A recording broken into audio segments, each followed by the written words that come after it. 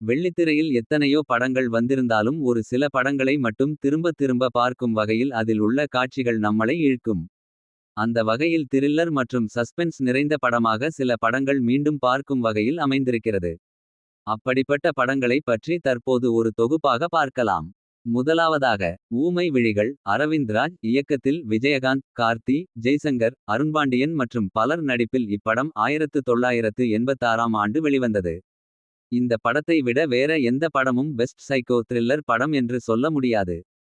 அந்த அளவிற்கு ஊமை விழிகள் திகில் நிறைந்த காட்சிகளுடன் ஹாலிவுட் படங்களுக்கு நிகரான இசையுடன் 3 மணி நேரம் படத்தை ரசிக்கும் படியாக நட்சத்திர பட்டாளங்கள் சேர்ந்து நடித்திருக்கிறார்கள்.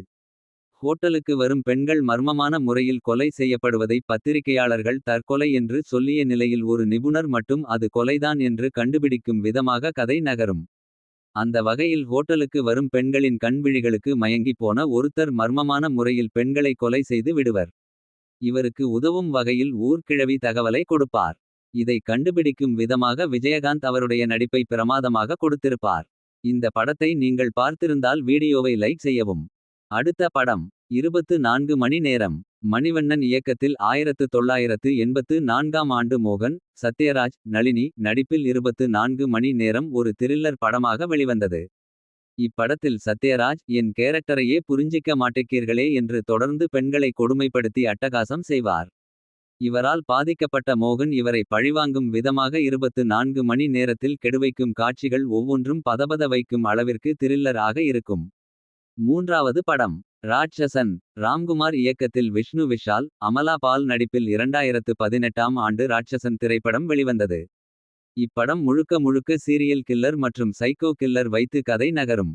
அந்த சைக்கோ மர்மமான முறையில் செய்யும் கொலைகளை கண்டுபிடிக்கும் விதமாக எதிர்பார்க்காத திருப்பங்களை வைத்து அடுத்து என்ன நடக்கும் என்று பரபரப்பை ஏற்படுத்தும் விதமாக ஒவ்வொரு காட்சிகளும் அமைக்கப்பட்டிருக்கும். நான்காவது படம் நடுநிசி நாய்கள்.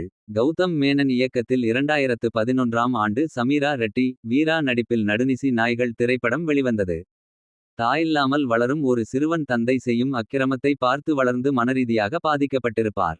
பின்பு பக்கத்தில் இருக்கும் மீனாட்சி என்பவரால் வளர்க்கப்பட்டு வரும் நிலையில் மனரீதியாக பாதிக்கப்பட்ட அந்த பையன் வரம்பு மீறி நடந்து கொள்வார். இதனால் எதிர்பாராத விதமாக மீனாட்சி உயிர் போய்விடுகிறது.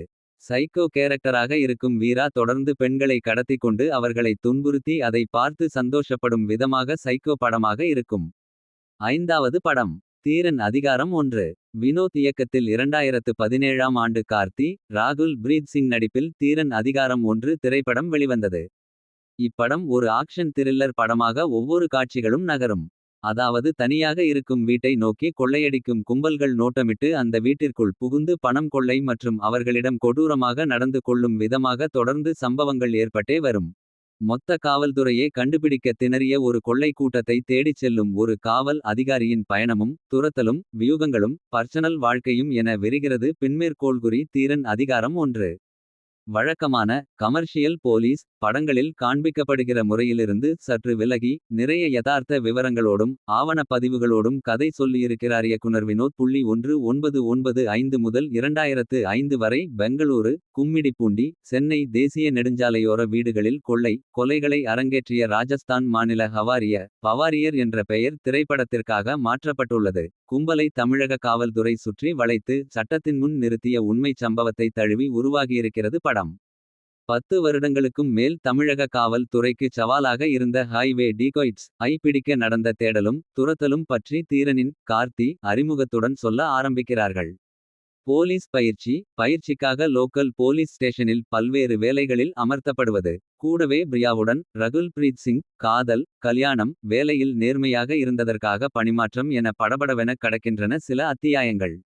இதே சமயத்தில் தமிழகத்தின் பல இடங்களில் தொடர்ந்து கொள்ளை சம்பவங்களை செய்து கொண்டிருக்கிறது ஒரு கும்பல்.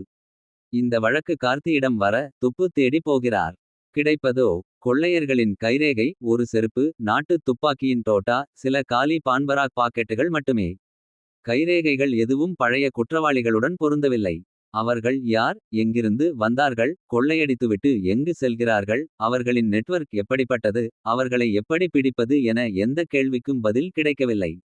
பெரும் தேடலுக்குப் பிறகு இதே முறையில் வட மாநிலம் ஒன்றில் முன்பு கொள்ளை நடந்த இடத்தில் கிடைத்த கைரேகைகளும் இங்கு கிடைத்த கைரேகைகளும் பொருந்துகின்றன என்கிற க்ளூ மட்டும் கிடைக்கிறது. இறந்தது சாமானிய மக்கள் என்பதால் அந்த குற்றங்களின் மீதான விசாரணையில் உயரதிகாரிகள் மெத்தனம் காட்டுகிறார்கள்.